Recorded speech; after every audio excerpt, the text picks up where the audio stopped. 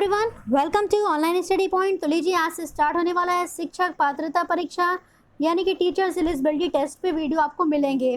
और ये वीडियो किसके एग्जामिनेशन के लिए इंपॉर्टेंट है? UP TET, C TET, S TET, Punjab TET, Rajasthan TET, जितने भी तरह के शिक्षक भर्ती के एग्जामिनेशन होते हैं उन सभी के लिए ये वीडियो इंपॉर्टेंट होने वाला है। आज इस वीडियो में हम लोग बात करेंगे टॉप 25 एनवायरनमेंट की क्वेश्चंस की।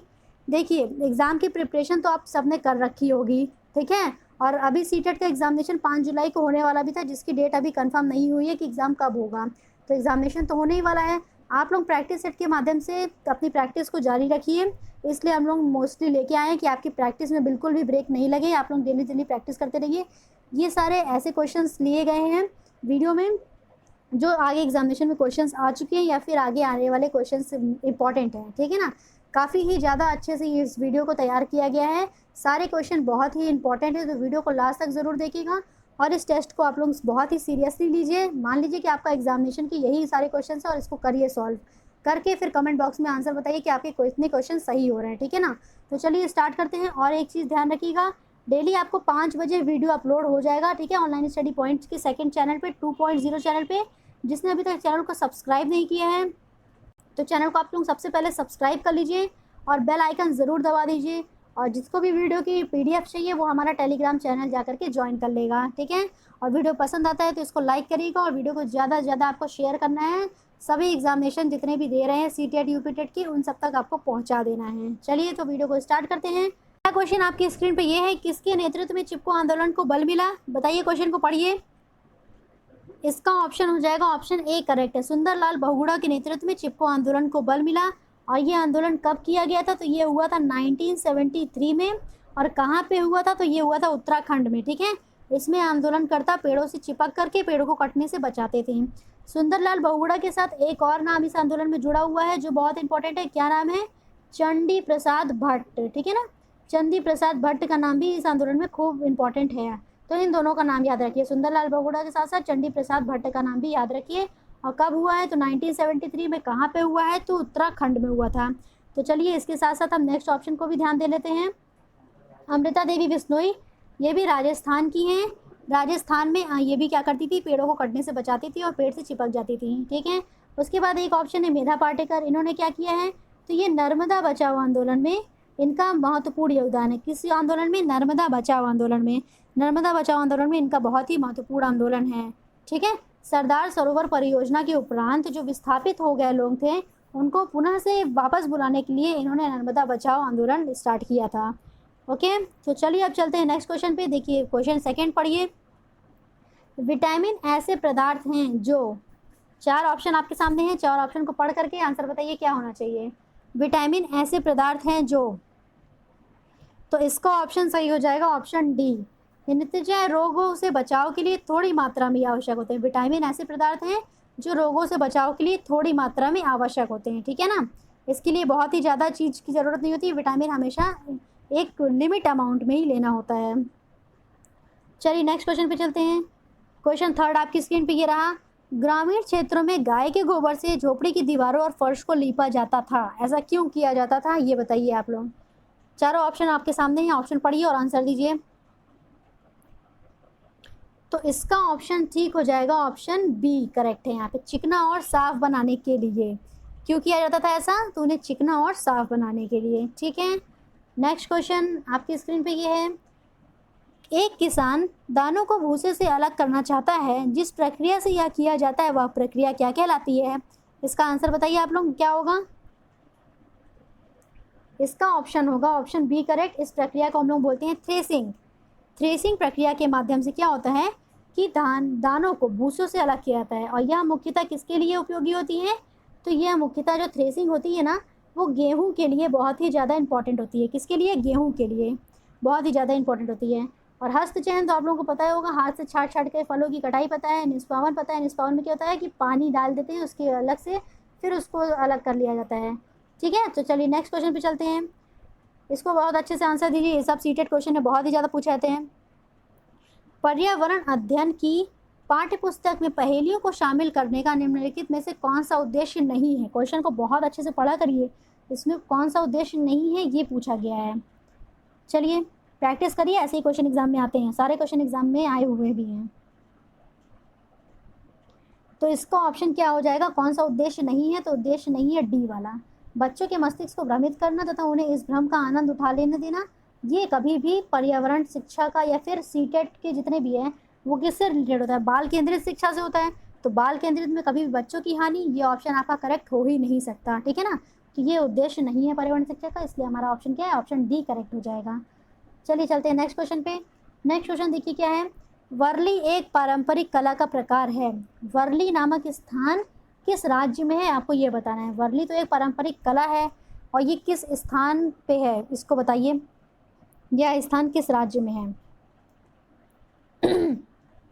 4 ऑप्शन आपके पास हैं, बताइए किस ऑप्शन को करेक्ट किया जाए। तो इसमें ऑप्शन ए करेक्ट है, महाराष्ट्र। महाराष्ट्र इसका क्या है, राइट ऑप्शन हो जाएगा, ठीक है ना। महाराष्ट्र में ही वर्ली नामक स्थान है, और महाराष्ट्र में भी कहाँ पे, तो ये मुंबई के पास में है। अब वर्ली जो है, अब इसके बारे में थोड़ी सी डिटेल समझ लीजिए। वर्ली क्या है, आदिवासी लोगों की, किसकी, आदिवासी लोगों की, ठीक है ना। वर्ली आदिवासी समुदाय की एक कला होती है, और ये कहाँ पे रहते हैं, महाराष्ट्र में रहते हैं, मुंबई के पास के स्थान पे। और वर्ली जो जनजाति है, ये पश्चिमी भारत की सबसे बड़ी जनजाति, ये क्वेश्चन भी याद रखिएगा, पूछ सकता है क्या, पश्चिमी भारत की सबसे बड़ी जनजाति कौन सी है, तो पश्चिमी भारत की सबसे बड़ी जनजाति क्या है, वर्ली है, ठीक है ना। यहाँ से आपको एक क्वेश्चन और मिल गया कि पश्चिमी भारत की सबसे बड़ी जनजाति क्या है, तो पश्चिमी भारत की सबसे बड़ी जनजाति वर्ली है। चलिए चलते हैं नेक्स्ट क्वेश्चन पे। नेक्स्ट क्वेश्चन 7 आपकी स्क्रीन पे है, तमिलनाडु के निकटवर्ती या समीप राज्य हैं। बताइए तमिलनाडु के निकटवर्ती या समीप राज्य कौन कौन से हैं, याद करिए मैप के थ्रू। तमिलनाडु की सीमा कहाँ कहाँ पे लगती है, वही उसका आंसर भी हो जाएगा। तो तमिलनाडु की सीमा जो है केरल, कर्नाटक और आंध्र प्रदेश, इन तीनों से लगती है। कहाँ से लगती है, केरल, कर्नाटक और आंध्र प्रदेश से लगती है, ठीक है ना। और एक चीज़ याद रखिए, तमिलनाडु की जो सीमा है वो एक केंद्र शासित राज्य से भी लगती है, वो है क्या, पुडुचेरी, ठीक है ना। पुडुचेरी केंद्र शासित राज्य से भी इसकी सीमा लगी हुई है। चलिए नेक्स्ट क्वेश्चन पे आते हैं। निम्नलिखित में से किसकी सुनने की शक्ति इतनी तीक्ष्ण होती है या तेज होती है कि वह वायु में पत्तों के हिलने की ध्वनि भी और घास पर किसी जानवर के चलने की ध्वनि में भी अंतर कर सकता है। क्या अंतर कर सकता है, कि पत्ते हिल रहे हैं या फिर घास में कोई जानवर चल रहा है, उसमें ध्वनि में अंतर कर सकता है। तो इसका ऑप्शन क्या करेक्ट हो जाएगा, किस जानवर की सुनने की शक्ति बहुत तीक्ष्ण होती है, तो इसका ऑप्शन करेक्ट हो जाएगा बी, गिद्ध की, ठीक है। इसका ऑप्शन क्या करेक्ट हो जाएगा, बी, गिद्ध की। चलिए नेक्स्ट क्वेश्चन पे चलते हैं। नेक्स्ट क्वेश्चन क्या है, जब कोई व्यक्ति ट्रेन द्वारा अहमदाबाद से केरल की यात्रा करता है और फिर क्या करेगा, वह अनेक सुरंगों को पार करता है, तो यह सुरंग किस पर्वत में आएंगे, यह सुरंग किस पर्वत में आएंगे, आपको इसका आंसर करना है। अहमदाबाद कहाँ है, यहाँ पे, केरल नीचे है, तो अहमदाबाद से जब केरल की वो यात्रा करेगा तो बीच में कुछ सुरंग पड़ेंगे, और यह सुरंग किस पर्वत में आएंगे, तो इसका ऑप्शन सही हो जाएगा पश्चिमी घाट पे, ठीक है। इसका ऑप्शन क्या हो जाएगा, पश्चिमी घाट। और पश्चिमी घाट कहाँ पे स्थित है, याद रखिएगा, पश्चिमी घाट स्थित है महाराष्ट्र में। कहाँ पे स्थित है पश्चिमी घाट, तो महाराष्ट्र में स्थित है पश्चिमी घाट, ठीक है। जब हम लोग अहमदाबाद से केरल तक की यात्रा करेंगे तो महाराष्ट्र होते हुए ही, पश्चिमी घाट सुरंगों से होते हुए ही ट्रेन जाएगी आगे। चलिए आगे आते हैं नेक्स्ट क्वेश्चन, ऑप्शन क्वेश्चन 10 पे। पृथ्वी गोल है, वास्तव में पृथ्वी पर ऊपर नीचे कुछ नहीं होता है, केवल सापेक्ष होता है। हम भारत के लोग किन लोगों के सापेक्ष उल्टे हो सकते हैं, ये ऑप्शन 4 दिए गए हैं। बताइए आप कि हम भारत के लोग किन लोगों के सापेक्ष उल्टे हो सकते हैं, यानी कि मैप जब पृथ्वी को देखेंगे तो उसमें किसके अपोजिट जाएंगे भारत के लोग, तो इसका ऑप्शन हो जाएगा ऑप्शन ए करेक्ट, अलास्का के थ्रू, ठीक है ना। क्वेश्चन आपको स्क्रीन पे दिख रहा होगा, क्या है, मच्छरों के प्रजनन की रोकथाम के लिए ठहरे पानी पर तेल डालने की सलाह दी जाती है, ऐसा क्यों किया जाता है, बताइए।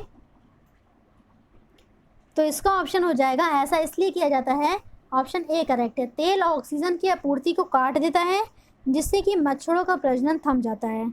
अब इसका थोड़ा साइंटिफिक रीज़न सुनिएगा।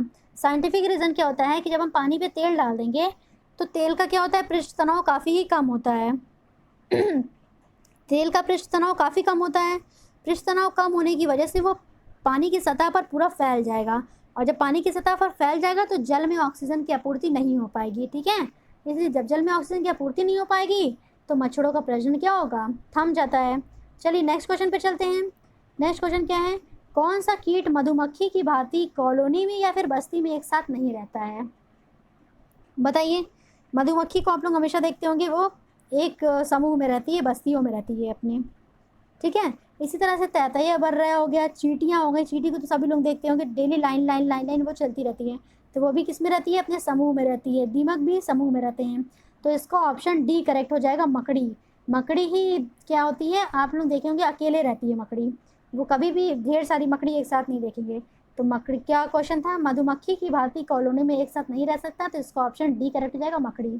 ठीक है, चलिए चलते हैं नेक्स्ट क्वेश्चन पे। नेक्स्ट क्वेश्चन आपकी स्क्रीन पे ये दिख रहा है, यदि हम पक्षियों का अवलोकन करते हैं तो हम पाते हैं कि अधिकांश पक्षी अपनी गर्दन अत्यधिक हिलाते हैं। अधिकांश पक्षी अपनी गर्दन अत्यधिक हिलाते हैं, तो इसका क्या करेक्ट ऑप्शन होना चाहिए? अधिकांश पक्षी अपनी गर्दन क्यों क्यों हिलाते हैं? तो इसका ऑप्शन सही हो जाएगा ऑप्शन ए। अधिकांश पक्षी के नेत्र क्या होते हैं? स्थिर होते हैं, इसलिए वह अपनी गर्दन को हिलाते हैं, क्योंकि नेत्र स्थिर हैं और वो घूम सकते नहीं है नेत्र, तो गर्दन हिला करके वो अपनी देखा करते हैं सब जगह। ठीक है, चलिए नेक्स्ट क्वेश्चन पे आते हैं। नेक्स्ट क्वेश्चन क्या है? रीना आम पसंद करती है और वह इन्हें जोड़े नहीं, और थोड़ा सा टाइपिंग मिसप्रिंट है, वह इन्हें जाड़ों के लिए, किसके लिए हो जाएगा? वह इन्हें जाड़ों के लिए संरक्षित करना चाहती है। तो निम्नलिखित में से कौन सा संरक्षण के लिए सर्वाधिक उपयुक्त होगा? बताइए। जो ऑप्शन ये नीचे 3 लिखे हुए हैं, जूस तैयार करना, वायु रिद्धि डोबे में संचित करना, प्लास्टिक के थैलों में रखना, रेफ्रिजरेटर में संचित करना, इससे हम कुछ ही दिनों तक संचित कर सकते हैं ना, ऐसा करके हम कुछ ही दिनों तक करते हैं। पर वह क्या करना चाहती है? उन्हें जाड़ों तक के लिए संरक्षित करना चाहती है, तो उसे क्या करना होगा? आम और अचार बना के रख लेना होगा, आम पापड़ या अचार बना के रख लेना होगा, जिससे कि वह ज़्यादा से ज़्यादा दिनों तक के लिए संरक्षित कर पाए। ठीक है ना, ये क्वेश्चन सीटेट में खूब पूछा जाता है, बहुत ही इंपॉर्टेंट है, जरूर ध्यान दीजिएगा इस क्वेश्चन को। चलिए आते हैं नेक्स्ट क्वेश्चन पे। केरल के निकटवर्ती राज्य कौन से हैं? अभी जस्ट हमने आपको बताया था, उसी से ध्यान दीजिए। केरल के निकटवर्ती राज्य कौन से हैं? क्या होंगे केरल के निकटवर्ती राज्य? तो इसका ऑप्शन हो जाएगा ऑप्शन ए करेक्ट। केरल के निकटवर्ती राज्य हैं तमिलनाडु और आंध्र प्रदेश। क्या है? तमिलनाडु और आंध्र प्रदेश। ठीक है ना, केरल के बारे में जान लीजिए। केरल की राजधानी क्या होती है? तिरुवनंतपुरम। इसकी प्रमुख भाषा क्या होती है? तो इसकी प्रमुख भाषा होती है मलयालम। कौन सी होती है? मलयालम इसकी प्रमुख भाषा होती है। ठीक है ना, और इसकी राजधानी क्या है? तिरुवनंतपुरम। चलिए नेक्स्ट क्वेश्चन पे चलते हैं। निम्नलिखित में से हमारे देश के किस राज्य के अधिकतर लोग नारियल के तेल में पकी हुई समुद्री मछली खाना पसंद करते हैं? बताइए जल्दी से इस क्वेश्चन का आंसर। नारियल के तेल में पकी हुई समुद्री मछली खाना कहाँ के लोग पसंद करते हैं? तो इसका ऑप्शन करेक्ट हो जाएगा ऑप्शन बी, गोवा के लोग। ठीक है ना, चलिए नेक्स्ट क्वेश्चन पे चलते हैं। नेक्स्ट क्वेश्चन देखिए क्या है। निम्नलिखित में से कौन सा जानवर जंतु है जो इसके अग्रदांत हमेशा बढ़ते रहते हैं और दांतों के बहुत अधिक लंबा न होने देने के लिए वह वस्तुओं को काटते और कुतरते रहते हैं?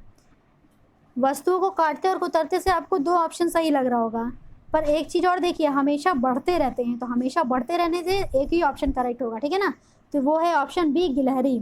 गिलहरी के दांत हमेशा बढ़ते रहते हैं, इसलिए वो उनको अधिक लंबा ना होने देने के लिए वस्तुओं को काटते और कुतरते रहते हैं। ठीक, चलिए नेक्स्ट क्वेश्चन देखिए।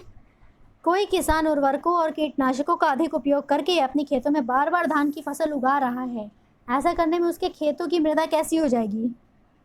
तो ऐसा करने से उसकी जो खेतों की मृदा है वह बंजर हो जाएगी। क्यों बंजर हो जाएगी? क्योंकि निरंतर जो धान है, निरंतर धान की फसल करने से खेतों की उर्वरता खत्म हो जाती है। ठीक है ना, जितना ज़्यादा हम धान की फसल करेंगे तो उससे खेतों की उर्वरता खत्म हो जाएगी, क्योंकि बहुत ज़्यादा उर्वरक की ज़रूरत होती है धान की फसल के लिए, और लगातार कर देंगे तो खेत ज़मीन कैसी हो जाएगी? बंजर हो जाएगी। ठीक है, तो चलिए चलते हैं नेक्स्ट ऑप्शन पे। नेक्स्ट ऑप्शन देखिए क्या है। रेखा की माँ, 19th क्वेश्चन नहीं आया क्या? एक मिनट, हाँ, 19th क्वेश्चन पढ़िए। भारोत्तोलकों को प्रायः ज़्यादा मांसपेशी और बॉडी मास बनाने के लिए आवश्यकता होती है। इस उद्देश्य के लिए उन्हें ऐसा आहार लेने की आवश्यकता है जो भरपूर है। किससे भरपूर होना चाहिए? भारोत्तोलकों यानी वेट लिफ्टर, जो वजन उठाते हैं ज़्यादा से ज़्यादा, उन्हें ज़्यादा मांसपेशी और बॉडी बनाने के लिए आवश्यकता किस चीज़ की होती है? बताइए। तो इसका ऑप्शन होगा ऑप्शन डी करेक्ट, प्रोटीन की। ठीक है, उन्हें ज़्यादा से ज़्यादा प्रोटीन की ज़रूरत होती है। ठीक, उन्हें ऐसा आहार लेना चाहिए जो प्रोटीन से भरपूर हो। चलिए नेक्स्ट ऑप्शन में देखते हैं क्वेश्चन। रेखा की माँ डैश के लिए रोज़ाना तालाब से लाए गए पानी में फिटकरी डालती है। वो फिटकरी क्यों डालती है तालाब से लाए गए पानी में? ये क्वेश्चन भी काफ़ी पूछ चुका है सीटेट में। बताइए इसका आंसर क्या होना चाहिए। इसका ऑप्शन हो जाएगा ऑप्शन ए करेक्ट।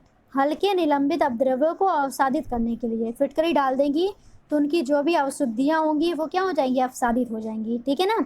इसलिए वह रोजाना तालाब से लाए गए पानी में फिटकरी डालती हैं। चलिए चलते हैं क्वेश्चन 21 पे। क्वेश्चन 21 क्या है, डैश के लिए मछली घर एक्वेरियम में हवा पंप रखा जाता है। बताइए, एक्वेरियम तो सबने देख रखा होगा, उसमें हवा पंप भी देखा होगा, तो क्यों रखा जाता है उसमें हवा पंप। जल्दी से ऑप्शन बताइए कौन सा सही होना चाहिए, इन चारों में से कौन सा ऑप्शन सही होना चाहिए, बताइए खटाक से। तो इसका ऑप्शन सही है ऑप्शन बी। अधिक ऑक्सीजन को पानी में घुलने देने के लिए क्या लगाया जाता है, एक्वेरियम में हवा पंप लगाया जाता है, ज़्यादा से ज़्यादा ऑक्सीजन को पानी में घोल सकें, ठीक है। इसी से रिलेटेड आगे नेक्स्ट क्वेश्चन देखिए 20 सेकेंड। जब मछली को पहले से उबले पानी लेकिन कमरे के तापमान पर ठंडे किए गए पानी से भरे एक्वेरियम में डाला जाता है तो वह मर जाती है। ऐसा इसलिए होता है क्योंकि मछली घर यानी कि एक्वेरियम का पानी कैसा हो जाता है।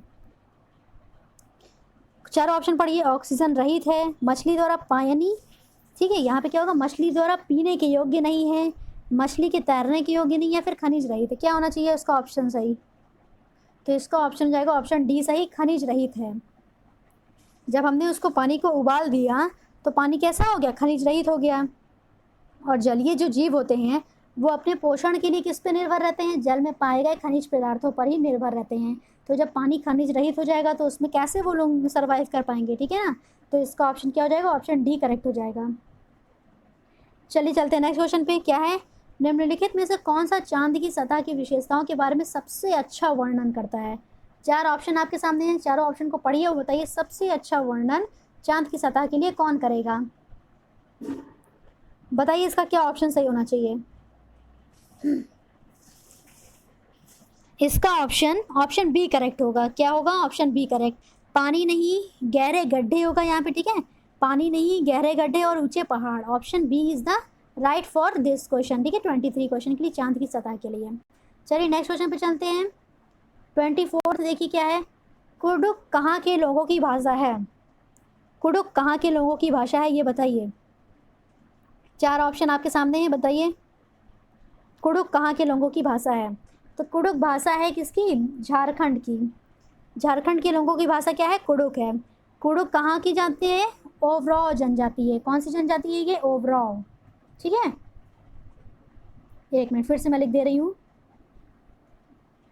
ओराव, ठीक है, ये क्या है, ओराव जनजाति द्वारा बोले जाने वाली भाषा है।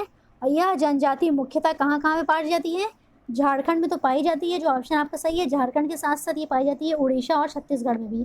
कहाँ पे, उड़ीसा और छत्तीसगढ़ में भी ये पाई जाती है झारखंड के साथ साथ, ठीक है ना।